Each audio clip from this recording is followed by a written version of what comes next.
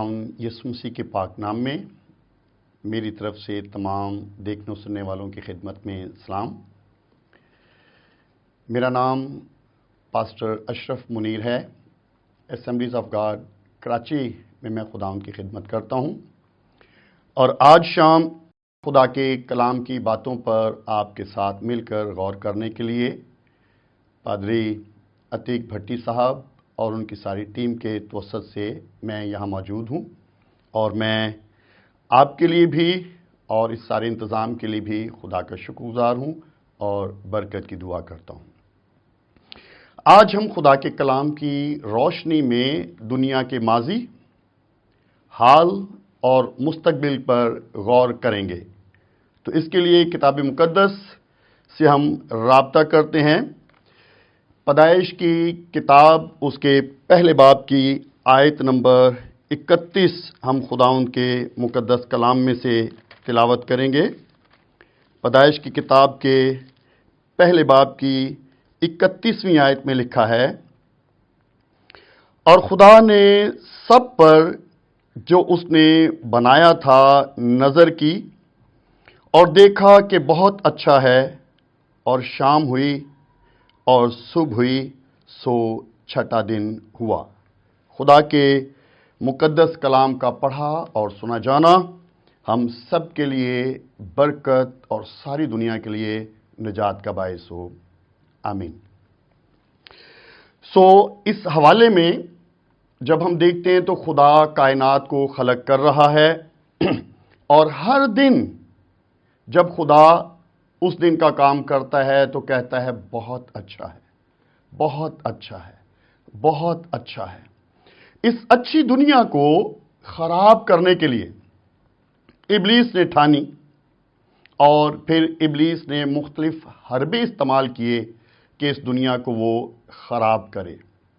वो दुनिया जिसे खुदा ने खूबसूरत बनाया, खुद बनाया, और जिसमें इंसान को हर एक चीज़ जो खुदा ने बनाई उसका मुख्तार ठहराया और उसे सारी चीज़ों पर इख्तियार बख्शा और इंसान को वहाँ रखा ताकि इंसान उस सारी दुनिया में, उस सारे माहौल में खुदा की नुमाइंदगी करे।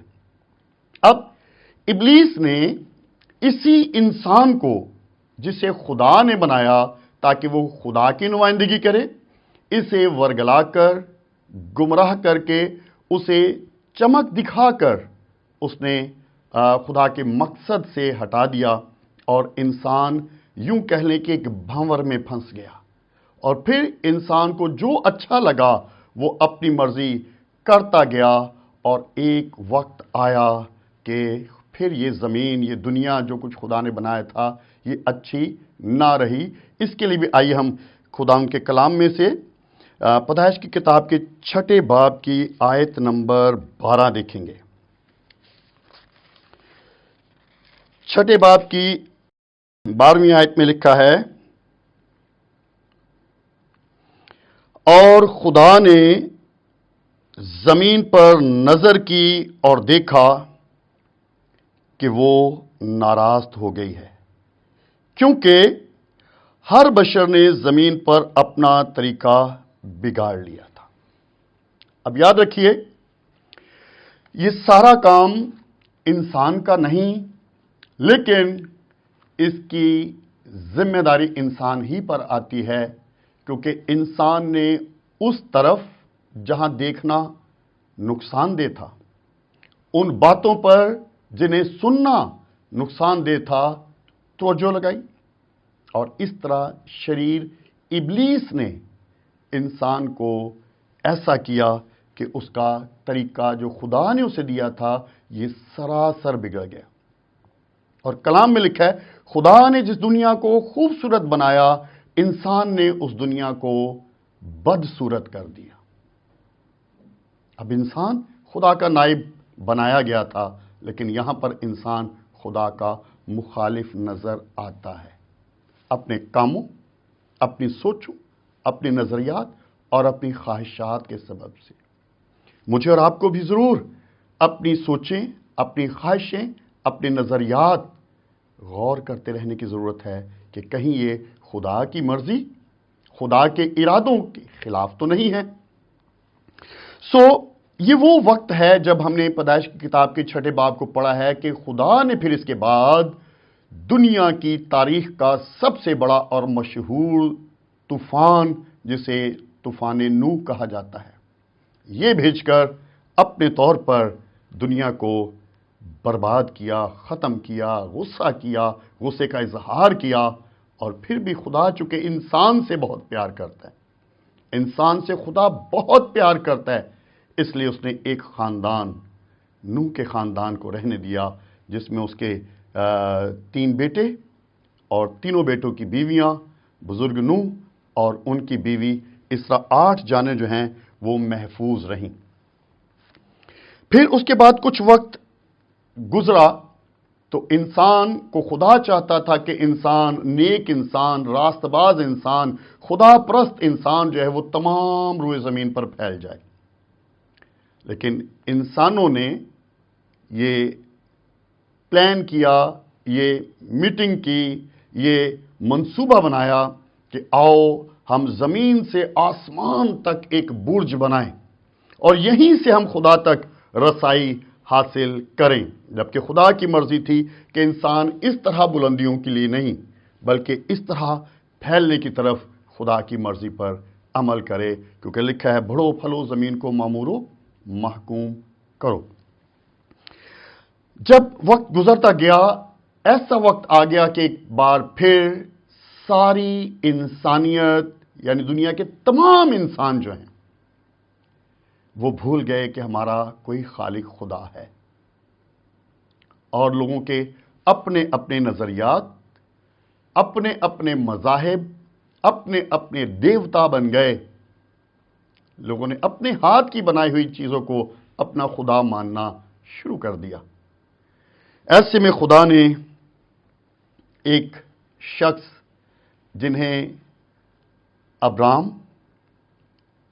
ابراہیم، ان دونوں ناموں سے پکارا جاتا ہے، انہیں خدا نے بلایا، اور خدا نے ایک چھوٹا سا کام دے کر، ایک چھوٹا سا کام جو انسان کی فطرت اور طبیعت کے اعتبار سے چھوٹا نہ تھا، اس میں جذبات، اس میں تعلقات، اس میں رشتے، اس میں خواہشات، سب کچھ موجود ہے۔ خدا نے بزرگ ابراہیم کو لیا اور ان کے لیے خدا نے کہا، میں تجھے ایک بڑی قوم بناؤں گا۔ اب یہ قوم جو ہے، اس کا مطلب کہ ایسا انسان، ایسا گھرانہ، ایسی قوم جو خدا پرست ہو اور زمین پر خدا کی نمائندگی کرے۔ خدا نے پھر وہاں سے اپنے اسی منصوبہ پر جو باغ عدن سے اچھا بنا کر بگڑ گیا تھا، پھر سے کام شروع کیا۔ اور ابھی ہم ایک بریک لیں گے، اور بریک کے بعد پھر ہم یہیں سے دوبارہ آغاز کریں گے۔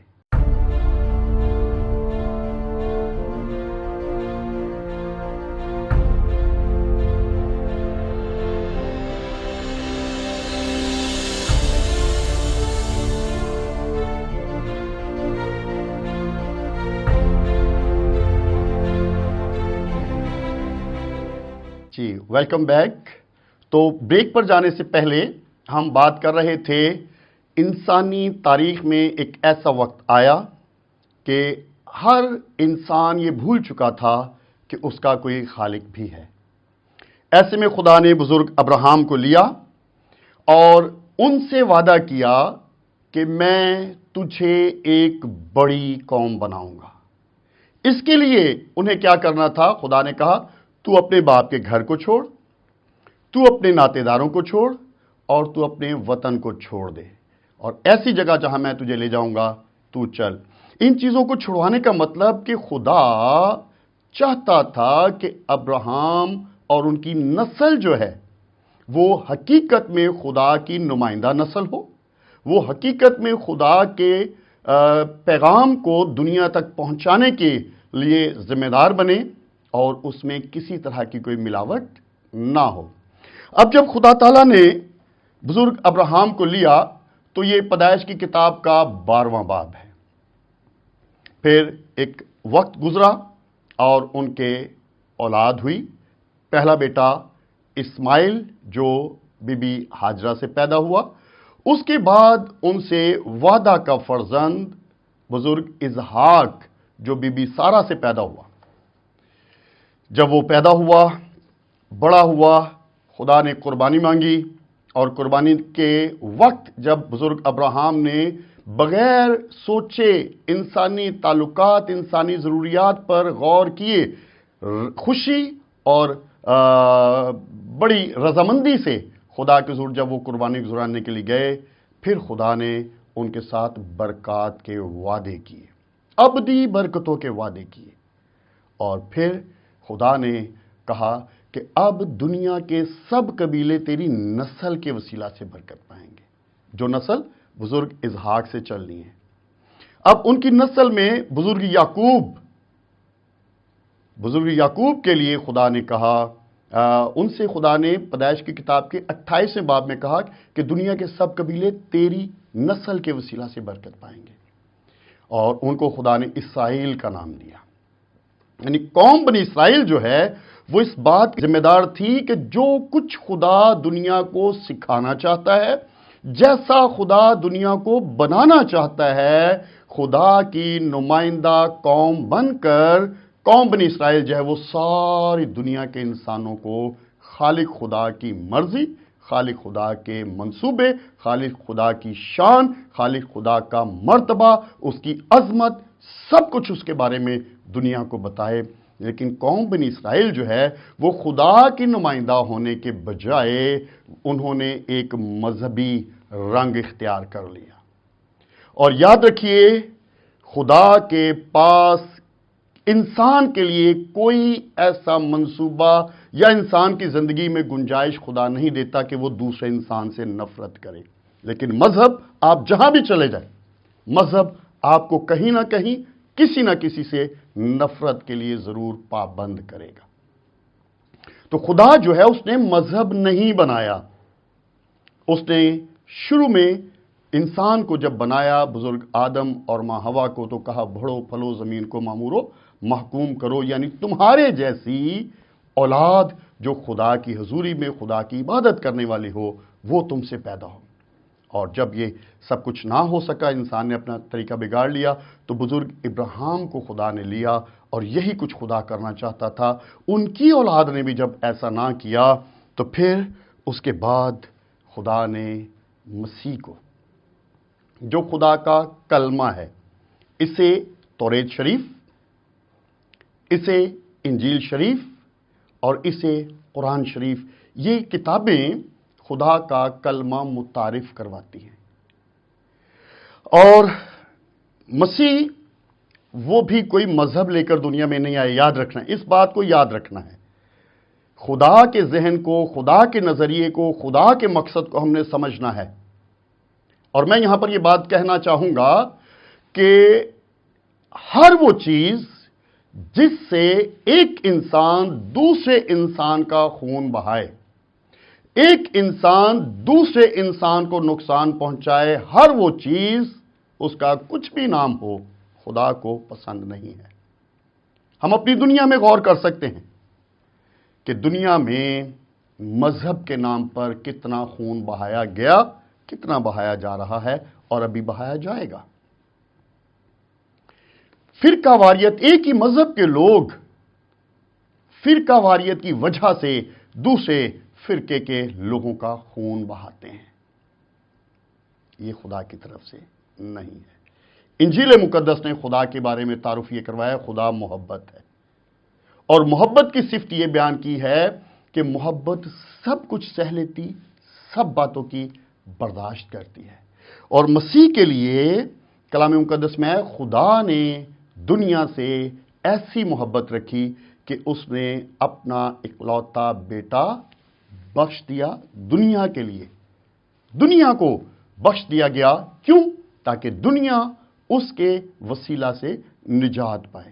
ہم دنیا کے ماضی، حال اور مستقبل پر بات کر رہے ہیں۔ ماضی ایسا رہا، ماضی ایسا رہا۔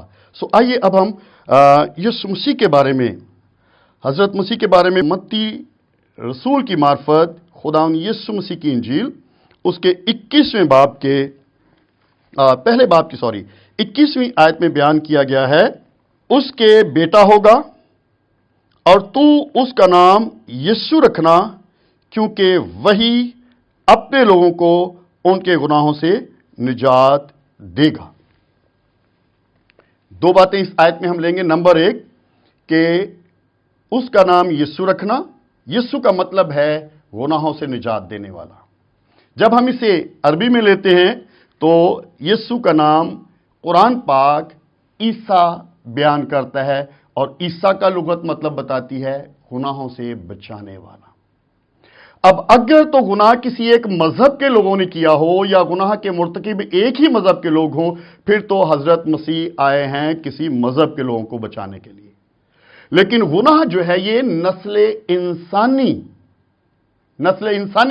जो है वो इसकी जद में है, नस्ल इंसानी इसकी मुर्तकिब है। इसलिए तमाम नस्ल इंसानी यानी आदम की नस्ल, जिसमें मुसलमान भी हैं, यहूदी भी हैं, कादियानी भी हैं, मसीही भी हैं, सिख भी हैं, और हजारों जो मालूम और नाम मालूम मज़ाहिब दुनिया में मौजूद हैं, वो सब इसमें शामिल हैं। और लिखा है वही अपने लोगों को, यानी जिनको खुदा ने खलक किया है, उन्हें उनके गुनाहों से निजात देगा। तो मसीह यीशु दुनिया का निजात दहिंदा होकर इस दुनिया में आए हैं, कोई मजहब लेकर नहीं। और अगर मसीही लोग अपने आप को मजहबी बनाएं तो ये बहुत बड़ी रूहानी गलती है। इसलिए मसीहों को दुनिया में मसीही मजहब लेकर नहीं जीना, बल्कि मसीहों को मसीह के पैरोकार होकर दुनिया के लिए मोहब्बत से मुतालिक तमाम सफ़ात और जज्बात लेकर जीना है। और इसके लिए मसीह ने कहा कि अपने सताने वालों के लिए दुआ करो। अगर मसीही होने की वजह से हमें कोई सताता है तो हमें हुक्म यह है कि हम उसके लिए दुआ करें, बरकत चाहें। यहां तक कहा गया कि दुश्मनों से मोहब्बत रखो। इसलिए हमें दुनिया को गुनाह से और गुनाह के असर से, याद रखिए, नफरत करना भी गुनाह है, हमें दुनिया को बचाना है। इसके बाद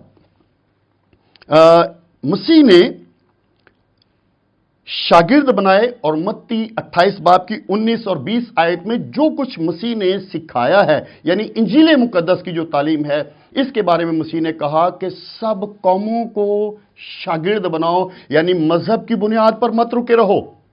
हर इंसान को बताओ कि उसे गुनाह से तौबा करनी है, हर इंसान को बताओ कि उसे दूसरे इंसान से मोहब्बत रखनी है, हर इंसान को बताओ कि उसे खुदा की बादशाही, जिसे जन्नत भी कहा जाता है, उसमें दाखिल होने के लिए मोहतात जिंदगी गुजारनी है। और जब ऐसा करेंगे तो कैसी दुनिया हम देख पाएंगे। जल्दी से, इससे पहले कि हम मिलकर दुआ करें, मैं आपके सामने यशायाह नबी का सहीफा उसके 11वें बाब की आयत नंबर 6 से पढ़ना चाहता हूं। लिखा है, बस भेड़िया बर्रा के साथ रहेगा और चीता बकरी के बच्चे के साथ बैठेगा, और बछड़ा और शेर बच्चा और पला हुआ बैल मिलजुल कर रहेंगे, और नन्हा बच्चा उनकी पेशरवी करेगा। गाय और रिछनी मिलकर चरेंगे, उनके बच्चे इकट्ठे बैठेंगे, और शेरे बब्बर बैल की तरह भूसा खाएगा, और दूध पीता बच्चा सांप के बिल के पास खेलेगा, और लड़का जिसका दूध छुड़ाया गया हो अफई के बिल में हाथ डालेगा। वो मेरे तमाम कोहे मुकद्दस पर जरर ना पहुंचाएंगे, ना हलाक करेंगे, क्योंकि जिस तरह समुंदर पानी से भरा है, उसी तरह जमीन खुदा के जलाल के इरफान से मामूर होगी। जब हम मसीह की तालीमात पर अमल करेंगे, दुनिया का हर इंसान, तो फिर दुनिया ऐसी हो जाएगी, वो जरर ना पहुंचाएंगे। आखिरी बात, हम खुदा के कलाम में से मुकाशफा उसके 7वें बाब की 9वीं और 10वीं आयत पढ़ेंगे। लिखा, इन बातों के बाद जो मैंने निगाह की तो क्या देखता हूं, ہر ایک قوم، ہر قبیلہ اور امت اور اہل زبان کی ایک ایسی بڑی بھیڑ جسے کوئی شمار نہیں کر سکتا، سفید جامے پہنے اور کھجور کی ڈالیاں اپنے ہاتھوں میں لیے ہوئے تخت اور برہ کے آگے کھڑی ہے اور بڑی آواز سے چلا چلا کر کہتی ہے، نجات ہمارے خدا کی طرف سے ہے جو تخت پر بیٹھا ہے اور برہ کی طرف سے۔ جب انسان مسیح کی تعلیمات پر عمل کرے گا، مسیح کا پیروکار ہو جائے گا، تو پھر دنیا کا ہر انسان، خواہ اس کا کسی قوم، کسی مذہب، کسی امت، کسی قبیلے یا کسی لغت نسلی گروہ سے تعلق ہو، وہ خدا کی بادشاہی جنت میں واپس آ جائیں گے۔ لیکن اگلی بات میں بتانا چاہتا ہوں مستقبل، وہ یہ ہے، جب خدا نے بنایا باغ عدن کو، یعنی جنت ارضی جسے کہا جاتا ہے، آدم کو وہاں رکھا، نہیں دنیا کی کوئی کتاب بتاتی کہ اس کی کمرہ کیسا تھا، لیکن مستقبل میں جب مسیح اس دنیا میں، تو وہ کہنے لگے کہ میں جاتا ہوں تاکہ تمہارے لیے جگہ تیار کروں، میرے باپ کے گھر میں بہت سے مکان ہیں۔ اور پھر جب ہم مکاشفہ کی کتاب میں خدا کی بادشاہت کی ساخت کو دیکھتے ہیں تو سونے کی سڑکیں ہیں، اور جن گھروں میں رہنا ہے، جن مکانوں میں رہنا ہے، موتیوں کے دروازے ہیں، وہاں پر رات نہیں ہوگی۔ پہلے خدا ٹھنڈے وقت میں آ کر آدم سے بات کرتا تھا، لیکن مستقبل میں خدا جنت میں اپنے لوگوں کے ساتھ رہے گا۔ اس خوبصورت دنیا میں، اس خوبصورت جنت میں داخل ہونے کے لیے مسیح کی پیروی کرنا ضروری ہے۔ خدا نے دنیا خوبصورت بنائی، ابلیس نے انسان کو گمراہ کیا اور انسان ابلیس کی باتوں پر لگ گیا، اس نے زمین کا نقشہ بدل دیا، بگاڑ دیا، بدصورت کر دیا، لیکن مسیح دنیا میں آیا تاکہ دنیا کو پھر، آدم کی نسل کو پھر وہ خدا کی جنت میں، خدا کی بادشاہی میں لے جائے، اور دنیا کی جتنی بھی ترقی ہو جائے، خدا کی بادشاہی جیسی شکل اور صورت دنیا نہیں حاصل کر سکتی۔ اس کے لیے دنیا کے ہر انسان کو جو آدم کی اولاد ہے اور جو اپنے آپ کو خدا کی مخلوق سمجھتا ہے، اسے مسیح کی پیروی کر کے، مسیح کے وسیلہ سے خدا کی بادشاہی میں داخل ہونا ضرور ہے۔ آئیے ہم دعا کریں گے، اپنے سروں کو جھکائیے۔ خداوند قادر مطلق خدا، زمین کے خالق، زمین و آسمان کے مالک، ہم تیرا شکریہ ادا کرتے ہیں۔ تیری مانند محبت کرنے والا خدا اور کوئی نہیں ہے، تو واحد ہے۔ اس لیے میں دعا کرتا ہوں دنیا کے ہر انسان کے لیے، ہر مذہب، رنگ و نسل کے انسان کے لیے، جس کے لیے تو درد رکھتا ہے کہ انسان ہلاک نہ ہو، جہنم میں نہ جائے، جس کے لیے تو نے مسیح کو اس دنیا میں بھیجا تاکہ دنیا اس پر ایمان لا کر مفت میں راست باز ٹھہرے اور اس کی پیروی کرتے کرتے تیری بادشاہی میں داخل ہو جائے۔ میں اس وقت دیکھنے سننے والے ہر بھائی بہن بزرگ بچے کے لیے دعا کرتا ہوں، آج سے ہم میں سے ہر ایک کو بڑی سنجیدگی، بڑی ذمہ داری اور بڑی جانفشانی کے ساتھ مسیح کی باتوں کو سیکھنے، سمجھنے اور ان کی پیروی کرنے کا فضل دے دے، تاکہ ہم میں سے کوئی بھی تیری بادشاہت سے باہر نہ رہ جائے۔